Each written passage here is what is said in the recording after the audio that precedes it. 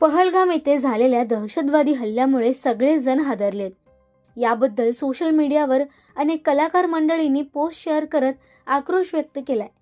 पण या हल्ल्यानंतर अभिनेते अतुल कुलकर्णी यांची पोस्ट सध्या सोशल मीडियावर व्हायरल होते। कारण अतुल कुलकर्णी आता पहलगाम दहशतवादी हल्ल्यानंतर थेट पहलगाममध्ये पोहोचलेत।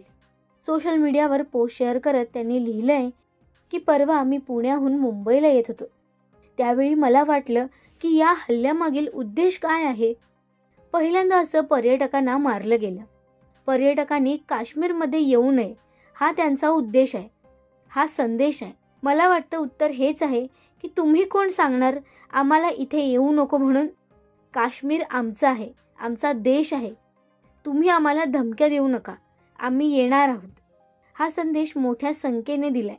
पुढे बोलताना अतुल कुलकर्णी म्हणाले की गेल्या 2-3 वर्षापासून रेकॉर्ड ब्रेक पर्यटक या ठिकाणी आलेत।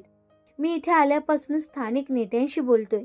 ही समस्या जर मिटवायची असेल तर माणसांनी एकत्र येणं फार गरजेचं असतं। पैशांच्याही पलीकडे हे खूप महत्त्वाचं आहे। हे आता काश्मीरमध्ये सुरू झालं होतं, त्यामुळे मला वाटलं हा संदेश आपण छोट्या प्रमाणात का होईना पोहोचवू शकू। हेच आपलं उत्तर असणार आहे। तुम्ही स्वतः या आणि पहा। मला स्वतःला अनेक अनुभव आलेले आहेत, सध्याही येत आहेत। इथेही माणसं फार दुःखी आहेत। आपण इथे आलो तर त्यांना फार आनंद होईल।